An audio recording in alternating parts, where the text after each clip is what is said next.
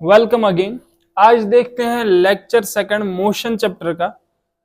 तो पहला वाला लेक्चर हमने देखा था इससे पहले, आज लेक्चर सेकंड देखते हैं। ठीक, तो देखें हमें क्या समझना है। आज हमें जो डिस्कशन करनी है वो हमें करनी है फिजिकल क्वांटिटीज, उसके बाद लिखा गया स्केलर एंड वेक्टर। वैसे तो पहले यहां पे समझाया गया था कि फिजिकल क्वांटिटीज होती क्या है जब हमने पहला लेक्चर लिया था फिजिक्स का। ठीक, तो देखें फिर से समझाते हैं फिजिकल क्वांटिटीज को, और वहां से जो दो टाइप्स निकलते हैं यहां पे स्केलर एंड वेक्टर, इनको भी समझा देते हैं। ठीक, तो देखो फिजिकल क्वांटिटीज हम कहते कि नहीं, किन क्वांटिटीज को है फिजिकल क्वांटिटीज?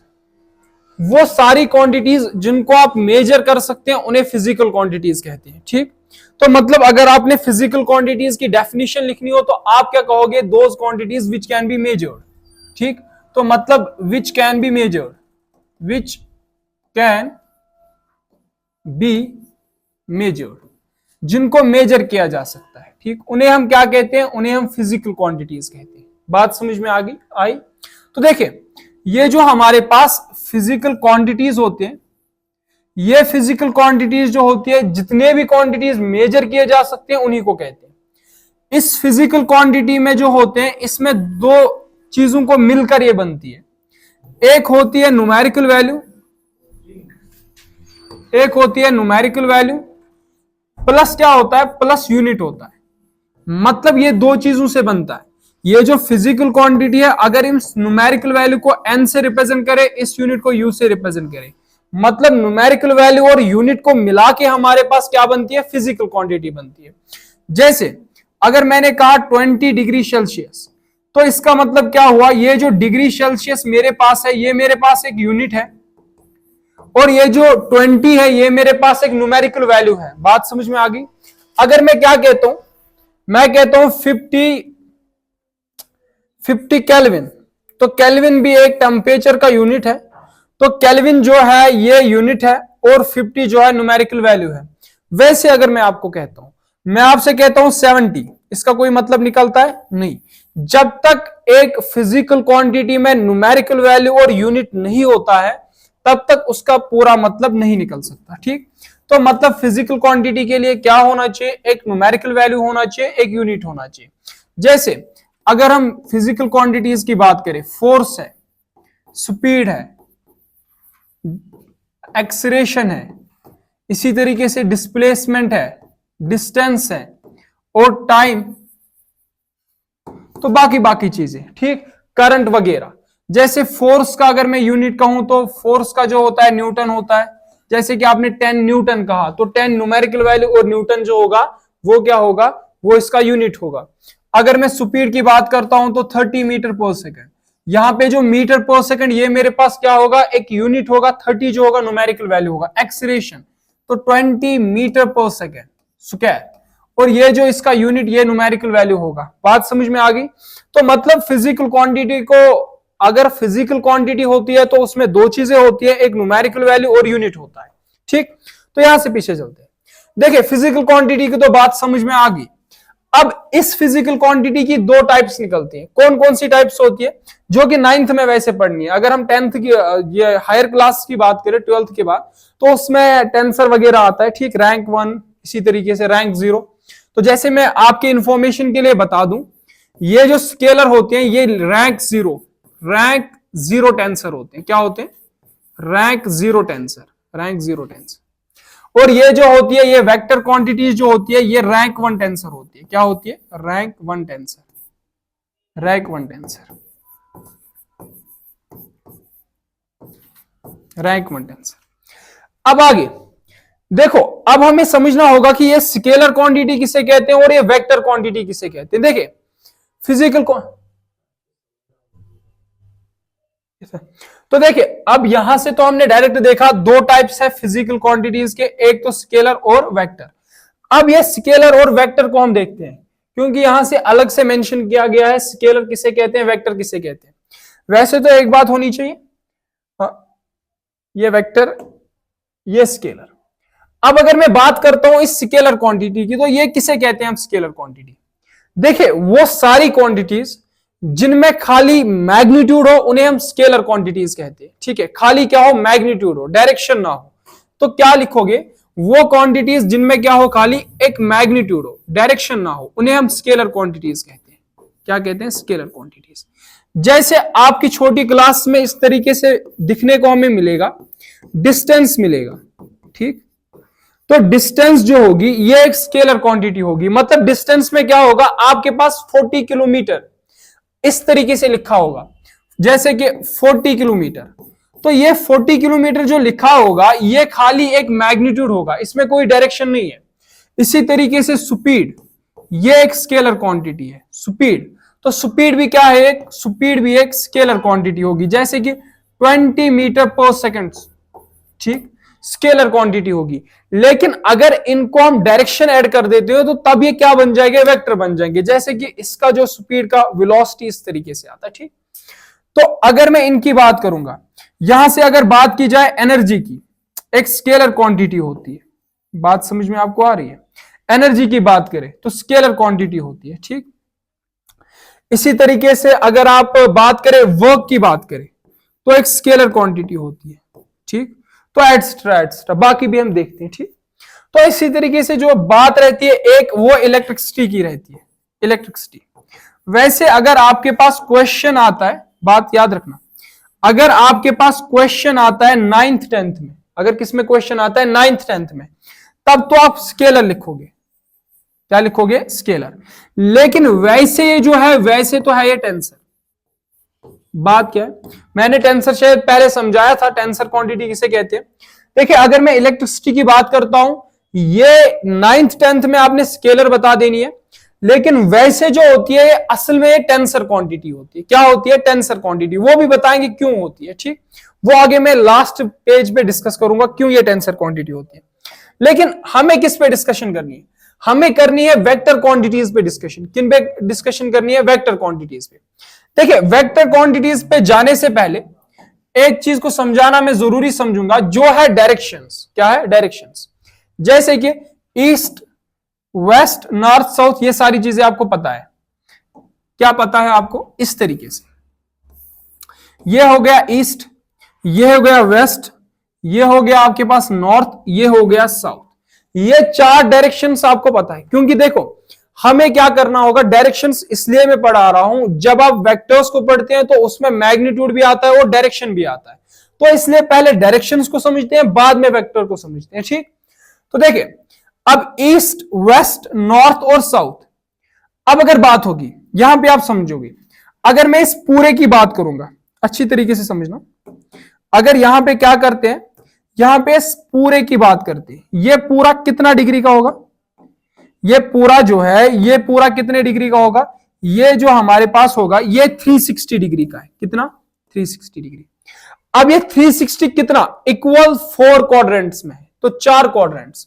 मतलब यहां से जो है ये 90 होगा, ये क्या होगा 90, ये 90 होगा, और ये भी 90 होगा, ये भी 90 होगा। मतलब एक एक क्वाड्रेंट जो होगा ये 90 डिग्री का। ठीक, देखिए बात समझना। अब अगर क्या होगा, अब ईस्ट और नॉर्थ के बीचों बीच अगर एक और डायरेक्शन निकल आती है, क्या मैं कह रहा हूं, अगर ईस्ट और नॉर्थ के बीच में एक और डायरेक्शन निकल के आती है, इसका कौन सा कलर रखे, रेड रखते हैं, अगर यहां से इसके बीच में एक और डायरेक्शन निकल के आती है जो कि जा रही है 45 डिग्री के एंगल पे, मतलब बीचों बीच, तो इसे हम कौन सी डायरेक्शन कहेंगे, इसे मैं कहूंगा नॉर्थ ईस्ट डायरेक्शन। बात आप समझे। अगर यहां से नॉर्थ और वेस्ट के बीच में मैं एक डायरेक्शन ले रहा हूं बीचों बीच, तो इसे मैं कौन सी डायरेक्शन कहूंगा, नॉर्थ वेस्ट डायरेक्शन कहूंगा। आ रही बात समझ। अगर इस वेस्ट और नॉर्थ के बीच में मैं एक डायरेक्शन ले रहा हूं तो इसे मैं क्या कहूंगा, इसे मैं वेस्ट साउथ कहूंगा। आपको बात समझ में आ रही है। तो को कहा 9 साल, 9 इयर्स, 10 इयर्स, 10 साल स्कूल जाने के बाद 2 क्वेश्चन नहीं आते, वो भी हो जाएगा, इसमें क्या है। गैस साउथ और वेस्ट, साउथ और ईस्ट, तो अगर इसके बीच में तो उसे कहेंगे साउथ ईस्ट। लेकिन इसके बगैर अगर ये डायरेक्शंस तो आपने समझ लिए, लेकिन अगर क्या होगा, अगर यहां पे जो डायरेक्शंस होगी इस तरीके से निकल के आई, अब यहां पे मैं एक ही पेज का यूज करूंगा क्योंकि बाद में हमें पीछे फिर से मुड़ना होगा। जैसे ये तो हो गया ईस्ट भाई, ये तो हो गया वेस्ट, ये तो हो गया नॉर्थ, ये तो हो गया भाई साउथ। अगर यहां से मैं लिखता हूं इस तरीके से 30 डिग्री, अब ये जो डायरेक्शन होगी इस डायरेक्शन को मैं किस तरीके से बताऊंगा, इस डायरेक्शन को मैं किस तरीके से बताऊंगा, समझना। देखिए कैसे बताएंगे, आप लिखोगे नॉर्थ, क्या लिखोगे, नॉर्थ 30 डिग्री ऑफ ईस्ट। बात समझना, इस डायरेक्शन को आप कैसे बताओगे, जिस तरफ है उसको पहले लिख लो, किस तरफ है, नॉर्थ की तरफ, तो मतलब नॉर्थ 30 डिग्री, तो कितना है 30 डिग्री, किस तरफ से, ईस्ट से, ऐसे डायरेक्शन। अब इसी डायरेक्शन को दूसरे तरीके से आप तो निकलोगे भाई, हम तो दूसरी तरीके से बताएंगे, बता सकते हैं। पूरा टोटल कितना है 90, अब अच्छी तरीके से समझना, पूरा टोटल कितना है 90। अब यहां से 30 हुआ सबट्रैक्ट, तो यहां से कितना आएगा 60। देखो आप ये भी तो बता सकते हो, क्या बता सकते हो, पहले एक दो को देखते हैं, बाद में वो वाला कंसेप्ट भी देखिए। एक और डायरेक्शन को मैं लिखता हूं, ये मान लो ये 60 डिग्री, कितना 60 डिग्री, हाँ, तो अब यहां पे क्या है, ये यहां पे है 60 डिग्री, कितना है 60 डिग्री। अब अगर इस 60 डिग्री को आप कहना चाहते हो तो कैसे कहोगे, इस डायरेक्शन को क्या लिखोगे आप, किस तरफ है, साउथ की तरफ, आप लिखोगे साउथ 60 डिग्री। अब कहां से है, वो है वेस्ट से, ऑफ वेस्ट। आपको बात समझ आ गई। लेकिन ये जो मैंने दो डायरेक्शंस बताई, इन्हीं डायरेक्शंस को बताने के लिए आपके पास और एक तरीका है। कैसा तरीका, देखो अब ये तो पूरा है 90, ये तो हो गया 30, अब यहां से कितना बचा 60। अब ये भी चीज तो बता सकते हो, आप कह सकते हो ईस्ट, क्या कह सकते हो, इसी चीज को आप क्या कह सकते हो, आप कह सकते हो ईस्ट, ठीक है, ईस्ट 60 डिग्री, कितना 60 डिग्री ऑफ, ऑफ किसका, नॉर्थ का, मतलब नॉर्थ से ईस्ट की तरफ कितना है 60 डिग्री। अब अगर इस वाली डायरेक्शन को बताना होगा तो कैसे बताएंगे, हम क्या कहेंगे, हमने पहले वहां से बताया था, कैसे बताया, साउथ ऑफ वेस्ट, तो ये कितना होगा यहां से, भाई यहां से तो है ये पूरा 60, यहां से कितना होगा 30, 90 में से 60 30। अब ऐसे कह सकते हो वेस्ट, हाँ वेस्ट की तरफ, वेस्ट की तरफ कितना 30 डिग्री, किससे, साउथ से, ऐसे।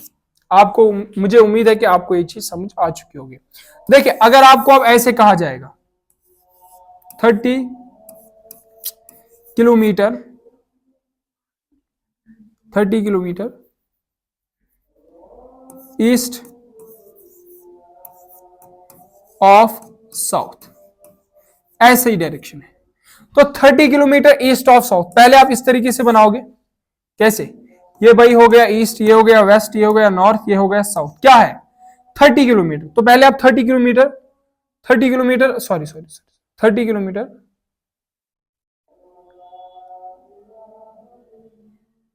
यहां से लिख लो 60 डिग्री,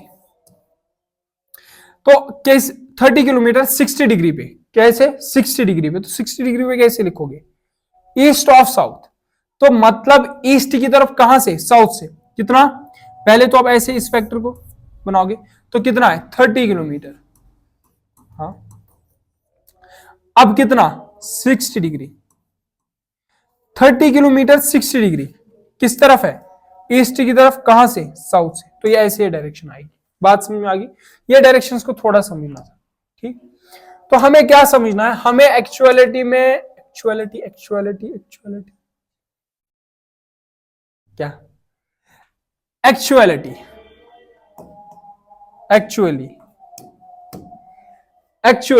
एक्चुअली हमें समझना किसको है, वेक्टर क्वांटिटीज को समझना है।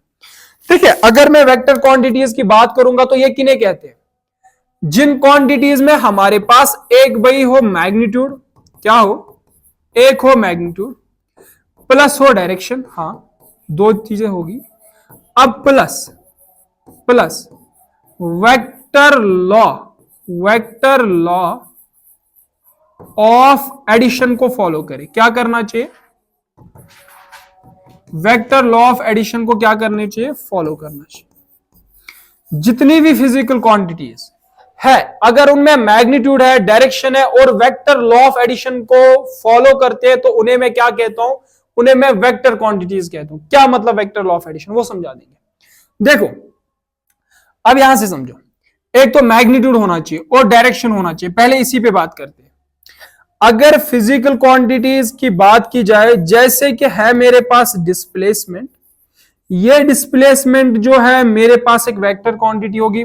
ज्यादा एग्जांपल्स नहीं लेंगे, जैसे वेलोसिटी, ये भी वही वेक्टर क्वांटिटी, एक्सीलरेशन ये भी वेक्टर क्वांटिटी, फोर्स ये भी वेक्टर क्वांटिटी। ये अब इन सारी क्वांटिटीज की क्या खासियत होगी, एक मैग्नीट्यूड, एक डायरेक्शन, प्लस ये फॉलो करते होंगे वेक्टर लॉ ऑफ एडिशन को। ठीक, अब देखो डिस्प्लेसमेंट, जैसे आपने डिस्टेंस की बात की 30 किलोमीटर, लेकिन अगर मैं ईस्ट लिखता हूं, इसमें अब दो चीजें आ गई, एक तो मैग्नीट्यूड आ गया और क्या आ गई, डायरेक्शन आ गई। तो मतलब इससे मैं कहूंगा वेक्टर क्वांटिटी। तो जब आप डिस्प्लेसमेंट की बात करती हो तो एक वेक्टर क्वांटिटी होती है, लेकिन डिस्टेंस की बात करोगे तो स्केलर, क्योंकि उसमें डायरेक्शन नहीं होती। और एक बात, अब पहले एग्जाम्पल से मैं ये तीनों चीजें समझा देता हूं, वेक्टर लॉ ऑफ एडिशन को भी समझा देता हूं, तीनों चीजों को। देखो कैसे, हम अगर यहां से समझे, मैंने आपसे कहा डिस्टेंस और डिस्प्लेसमेंट, इन दो एग्जाम्पल से हम समझते हैं क्या, एक वेक्टर क्वांटिटी। जैसे 30 किलोमीटर, भाई ये तो डिस्टेंस होगी। अगर मैंने लिखा 30 किलोमीटर ईस्ट की तरफ, ये तो भाई होगी वेक्टर क्वांटिटी, एक मैग्नीट्यूड और एक डायरेक्शन। लेकिन एक मैग्नीट्यूड भी है, डायरेक्शन भी है, हम समझ सकते हैं। अगर मैं वेलोसिटी की बात करता हूं, सारे एग्जांपल्स को समझेंगे। जैसे स्पीड की मैं बात करूं तो 40 किलोमीटर पर आवर, ये तो स्पीड होगी, एक स्केलर क्वांटिटी, खाली मैग्नीट्यूड है। लेकिन अगर मैं लिखता हूं 40 किलोमीटर पर आवर वेस्ट, अब इसमें हो क्या रहा है, एक तो मैग्नीट्यूड आ रहा है और एक डायरेक्शन आ रही है। तो इसका मतलब ये होगा, इसमें मैग्नीट्यूड भी है, डायरेक्शन भी है, ये एक वेक्टर क्वांटिटी होगी। लेकिन अब यही से वेक्टर लॉ ऑफ एडिशन को मैं समझा दूंगा आपको। वो वेक्टर लॉ ऑफ एडिशन क्या है, ये भी वेक्टर लॉ ऑफ एडिशन को फॉलो करता है, डिस्प्लेसमेंट भी और वेलोसिटी भी। तो ये दोनों वेक्टर लॉ ऑफ एडिशन को फॉलो करते हैं। लेकिन समझाएंगे इसे कैसे, एक एग्जांपल देखते हैं। देखिए वेक्टर लॉ ऑफ एडिशन, जैसे अगर मैं बात करता हूं इलेक्ट्रिसिटी को, किसकी, इलेक्ट्रिसिटी की, ये जो हमारे पास इलेक्ट्रिसिटी होती है, तो ये इलेक्ट्रिसिटी क्या होती है, इलेक्ट्रिसिटी में क्या होती है हमारे पास, जैसे मैंने कहा 4 एम्पियर। इस इलेक्ट्रिसिटी में एक मैग्नीट्यूड भी होता है और एक डायरेक्शन भी होती है, किस डायरेक्शन में ये जा रही, ठीक, मैग्नीट्यूड भी और डायरेक्शन भी। तो मतलब एक मैग्नीट्यूड भी होता है और एक डायरेक्शन भी होती है, लेकिन फिर भी इलेक्ट्रिसिटी वेक्टर क्वांटिटी है क्यों नहीं, फिर भी इलेक्ट्रिसिटी वेक्टर क्वांटिटी है क्यों नहीं, इसे मैं समझा देता हूं। देखिए अगर यहां से आ रहे हैं 2 एम्पियर, यहां से आ रहे हैं 4 एम्पियर, ये एंगल इनके बीच में है 40 डिग्री, और जा रहे हैं यहां से कितना निकलेगा, 4 एम्पियर प्लस 2 एम्पियर मतलब 6 एम्पियर। अब अगर यहां से 4 एम्पियर और यहां से आ रहे हैं 4 एम्पियर, यहां से आ रहे हैं 2 एम्पियर, एंगल को मैंने चेंज किया 70 डिग्री पे, यहां से कितने फिर से आएंगे 6 एम्पियर। आई बात समझ। तो मतलब एंगल को चेंज करने पे मेरे पास रिजल्टेंट चेंज नहीं होता, ठीक है। जो वेक्टर लॉ ऑफ एडिशन है, अगर सिंपल अल्फाज में बताऊं, जहां पे आपका जो एडिशन है वो डिपेंड करता है एंगल पे, जो फिजिकल क्वांटिटीज है उनके एंगल पे। जैसे ये तो यहां से आपने थोड़ा सा समझ लिया। अब यहां से आते हैं डिस्प्लेसमेंट पे, जो कि एक वेक्टर क्वांटिटी है, और डिस्टेंस जो कि एक स्केलर क्वांटिटी है। देखो अगर यहां से ये गया 3 मीटर ईस्ट, ये गया नॉर्थ की तरफ 4 मीटर। अगर मैं डिस्टेंस की बात करूंगा तो 3 + 4 मतलब नॉर्मल अलजेब्रा से होगा, 3 + 4 हो गए 7 मीटर, ये तो डिस्टेंस आएगी। लेकिन अगर मैं इस डिस्प्लेसमेंट की बात करूंगा, वो कितनी आएगी, डिस्प्लेसमेंट कहते किसे हैं, वो कहते हैं शॉर्टेस्ट डिस्टेंस। अभी के लिए शॉर्टेस्ट डिस्टेंस मतलब ये वाला। तो ये मैं कैसे पाइथागोरस फॉर्म से निकाल दूं, ऐसे निकाल दो पाइथागोरस थ्योरम से, कैसे 3 का स्क्वायर प्लस 4 का स्क्वायर, वैसे ही होता है ना पाइथागोरस थ्योरम अगर आप लगाओगे तो क्या होगा, ये इस तरीके से बन जाएगा s का स्क्वायर इक्वल्स 3 का स्क्वायर, इसको s मान लेते हैं, प्लस 4 का स्क्वायर, तो ये हो जाएगा s का स्क्वायर इक्वल्स 3 का स्क्वायर हो गया 9, ये हो गया 4 का 16, ये हो गया 25। अब अगर यहाँ स्क्वायर यहाँ तो रूट जाएगा, ये s equals under root 25, under root 25 equals 5। तो यहां पे क्या होगा, यहां पे जो यहां पे भी आप 3 प्लस 4 ही कर दो, वो आपके पास 5 आता है, कितना आता है 5 आता है। तो मतलब यहां पे जो है एंगल पे डिपेंड करता है, किस पे डिपेंड करता है, ये जो वेक्टर्स के बीच में, ये वेक्टर्स के बीच में जो एंगल होता है ये इस पे डिपेंड, इनका क्या करता है, एडिशन करता है। बात समझ में आ गई। तो जहां पे आपके पास वेक्टर जो ये एडिशन है एंगल पे डिपेंड करेगा, तो तब क्या होगा, तब वो वेक्टर लॉ ऑफ एडिशन को फॉलो करता होगा, तब वो क्या होगी, वेक्टर क्वांटिटी, जैसे कि ये वाली नहीं। तो अगर आपको कहा जाएगा करंट क्यों जो है वेक्टर क्वांटिटी नहीं है, तो आप कहोगे करंट वेक्टर क्वांटिटी इसलिए नहीं है क्योंकि वो वेक्टर लॉ ऑफ एडिशन को फॉलो नहीं करती। अगर आपको वेक्टर लॉ ऑफ एडिशन को सिंपल भाषा में समझाया तो जो एंगल पे जो एडिशन डिपेंड करे, मेरी नजदीक तो यही है। ठीक, अब पीछे की तरफ देखिए, हमने समझना था इन वेक्टर्स को, हमने थोड़ी सी एग्जांपल्स लिए एक्सीलरेशन वगैरह ये फोर्स की, ठीक। लेकिन देखो अब ये जो वेक्टर क्वांटिटीज है इनमें दो चीजें होती है, एक मैग्नीट्यूड होता है और एक डायरेक्शन होती है। क्या होती है, एक मैग्नीट्यूड होता है और एक डायरेक्शन होती है। देखो अगर मैं कहता हूं एक वेक्टर है, ये मैं मानता हूं एफ वेक्टर, क्या मानता हूं, एफ वेक्टर, फोर्स का एक वेक्टर है एफ वेक्टर, या फोर्स का ना छोड़ के आपको डाउट ना हो क्यों इसने फोर्स का एक वेक्टर ले लिया, मैं मानता हूं रैंडम एक ए में मानता हूं, ये मैं मानता हूं एक वेक्टर क्वांटिटी। तो इस ये ए जो वेक्टर क्वांटिटी बनी होगी ये दो चीजों को मिलकर बनी होगी। किन दो चीजों को मिलकर, एक इस वेक्टर क्वांटिटी में जो होगा, एक तो भाई मेरे मैग्नीट्यूड होगा, इसका क्या होगा, मैग्नीट्यूड होगा, मॉड जिसे कहते हैं। वो अगर आपको 9th में समझ नहीं आएगा तो वैसे छोड़ दो, तो अगर आ रहा है तो तब ले लो। ये वेक्टर क्वांटिटी एक तो मैग्नीट्यूड मॉड मतलब कितना है, और होगी डायरेक्शन, डायरेक्शन को आप कैप से लिखाते हैं, क्या लिखते हैं, कैप। जो ये ए वेक्टर है इसका एक मैग्नीट्यूड मॉड और डायरेक्शन ए की डायरेक्शन होगी ए कैप। अगर आप लिखते ये क्या है, अगर आप लिखते एफ वेक्टर तो आप इसका मॉड ऑफ एफ और कैप एफ कैप ऐसे रिप्रेजेंट करोगे। आई बात समझ। अब क्या हमने इसको करना, देखिए एग्जांपल्स के लिए मैंने कहा एफ फोर्स वेक्टर, मैंने चले एक्सीलरेशन वेक्टर 20 मीटर पर सेकंड स्क्वायर नॉर्थ, क्या कहा मैंने, 20 मीटर पर सेकंड स्क्वायर नॉर्थ। ये मैं किससे, ए वेक्टर से रिप्रेजेंट करता हूं। तो यहां पे जो मॉड ऑफ ए होगा, मॉड ऑफ ए वो कितना होगा, 20 मीटर पर सेकंड स्क्वायर होगा। अगर इस ए कैप की मैं बात करूंगा तो ए कैप है क्या, एक डायरेक्शन है, तो वो नॉर्थ की तरफ मेरे भाई होगी। आ रही है आपको बात समझ।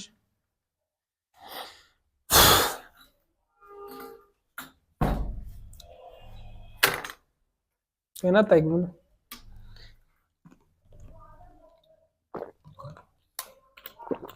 तो इसी तरीके से अगर मैं यहां से क्या कहता हूं, मैं कहता हूं एक फोर्स का वेक्टर है, वो मान लो 70 न्यूटन नॉर्थ, ऐसे नॉर्थ यहां पे भी लिखा था, तो आप लिखोगे मॉड ऑफ एफ कितना है, वो भाई मेरे 70 है। अगर एफ कैप की मैं बात करूं तो वो क्या है, नॉर्थ है।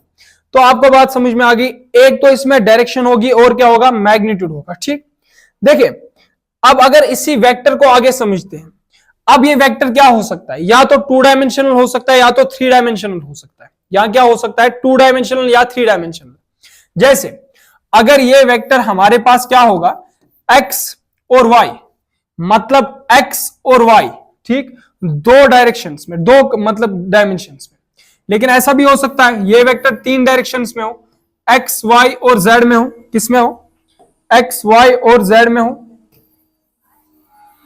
देखो अगर ये जो वेक्टर है, अगर ये वेक्टर 3 डायरेक्शंस में हमारे पास आ रहा है, इस तरीके से, इस तरीके से x y और z में, देखो ये x y और z में रिप्रेजेंट करने के लिए हर जगह पे एक चीज होती है जिसे हम यूनिट वेक्टर कहते हैं। ठीक है, क्या कहते हैं, यूनिट वेक्टर। और ये यूनिट वेक्टर किस लिए होता है, ये डायरेक्शंस के लिए। किस लिए, डायरेक्शंस।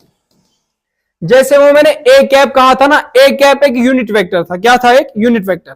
देखिए अगर यहां से आपके पास एक्स वाई और जेड ये 3 डायमेंशंस में, ठीक, तो एक्स डायरेक्शन में जो एक यूनिट वेक्टर होता है उसे मैं कहता हूं आई कैप, और वाई डायरेक्शन में जो यूनिट वेक्टर होता है उसे मैं कहता हूं जे कैप, और जेड डायरेक्शन में जो होता है उसे मैं कहता हूं के कैप।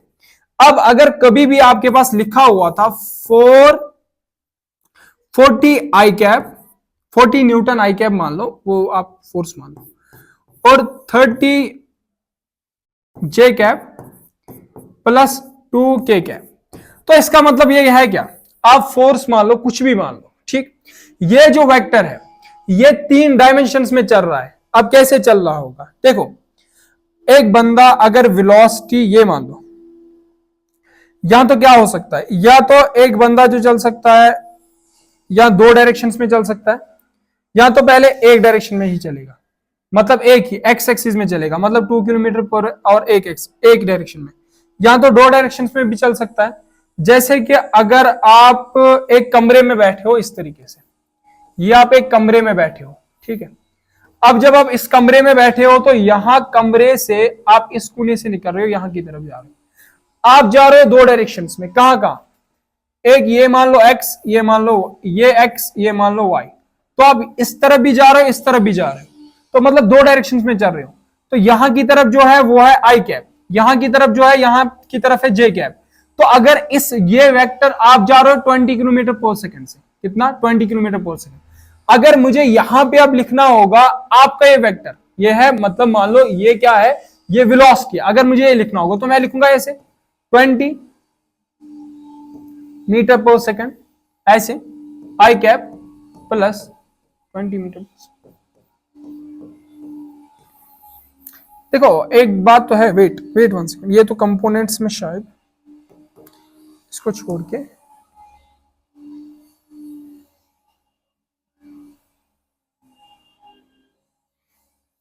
ये कंपोनेंट्स में यहां से बढ़ जाएगा, ठीक है, तो फिर कंपोनेंट्स हमें निकालने होंगे, ऐसे ही लिखते हैं, वेट करो। तो मतलब सिंपल सी भाषा पहले यहां से समझो, ये कंपोनेंट्स में फिर तोड़ना होगा। तो यहां से मतलब ये 2 डायरेक्शंस में जा रहा है, इस तरफ भी जा रहा है, इस तरफ भी जा रहा है, बात समझ में आ रही है? दोनों डायरेक्शंस में जा रहा है, ठीक। तो सिंपल सी भाषा है, अगर आपने एक्स एक्सिस में जाना होगा तो आई कैप का यूज करेंगे, वाई में तो जे, जेड में के, ठीक। तो अगर आपके पास लिखा जा रहा है 40 न्यूटन के कैप, तो आप समझोगे कि ये जो है ये जेड डायरेक्शन में, ठीक। ये बात हमने समझी, हमने वेक्टर्स को थोड़ा सा समझा, और वेक्टर्स में हम समझेंगे थोड़े से टाइप्स को। कौन कौन सा टाइप? एक होते हैं इक्वल वेक्टर्स। क्या होते हैं? Equal vectors. अब ये जो इक्वल वेक्टर्स है, ये इक्वल वेक्टर्स जो आपके पास होते हैं, ये कैसे वेक्टर्स होते हैं? ये जो वेक्टर्स होते हैं, ये मैग्नीट्यूड इनका सेम हो, डायरेक्शन इनका सेम हो, और सेम फिजिकल क्वांटिटी की हो। मतलब magnitude same, direction same and same physical quantity की हो। जैसे मैंने अगर कहा 40 मीटर पर सेकंड ईस्ट, तो यहां से भी हो 40 मीटर पर सेकंड ईस्ट। अब यहां से ये ना हो, यहां से 40 मीटर पर सेकंड नॉर्थ, वैसे इक्वल नहीं हो सकते। मतलब मैग्नीट्यूड भी सेम, ये डायरेक्शन भी सेम, और फिजिकल क्वांटिटी भी सेम, मतलब यूनिट भी सेम। ये इक्वल वेक्टर्स होते हैं, ठीक। Parallel, anti parallel. पैरेलल मतलब जब 0 डिग्री एंगल हो, एंटी पैरेलल जब 180 हो, वैसे ही कुछ लिख रहे हैं, ये आप लिख लेना। पैरेलल जब 0 डिग्री एंगल हो, एंटी पैरेलल जब आपके पास जो हो 180 डिग्री एंगल हो, तो खेल तमाम, ठीक। ये हमने ऐसे समझा। लेकिन इसके बाद हमें डायरेक्शंस की पहुंचे, ये भी पहुंचे, ये भी पहुंचे, तो हाँ, इस बंदे ने इसके आगे लिखा नहीं है कुछ। वेक्टर्स की थोड़ी सी आपको जानकारी तो मिल गई। देखिए अब जो है, अब है हमारे पास ट्रिग्नोमेट्री टेबल, ठीक। यहां से मैं आपको सिखाऊंगा रेजोल्यूशन ऑफ वेक्टर, ठीक। तो मतलब आप एक वेक्टर को एक्स एक्सिस और वाई एक्सिस में कैसे तोड़ेंगे, ठीक। देखो ये जो पहले ट्रिग्नोमेट्री टेबल आपको समझना होगा। वैसे तो जब मैथ्स में समझाऊंगा तो उसमें आसान तरीके से थोड़ी सी चीजें बता के वो समझ में आ जाएगा, ठीक। लेकिन यहां से आप सिंपल से एक तो साइन की वैल्यूज याद रखो, और कॉस की, अगर चाहो तो टैन की वैल्यूज याद रखना, डायरेक्ट याद रख लो क्या करना पड़ेगा, आप साइन 0 डिग्री जो होता है 0 के बराबर, साइन 30 1/2, साइन 45 √3/2, √2/2, साइन 60 √3/2, साइन 91।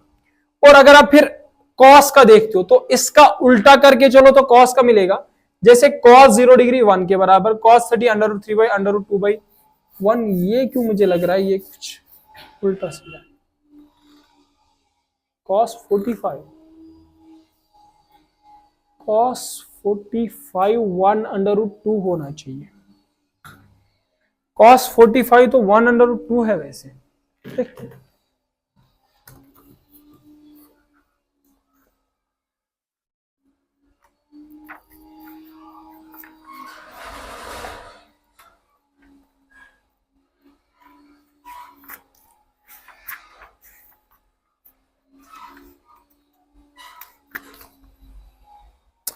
ये क्या टेबल है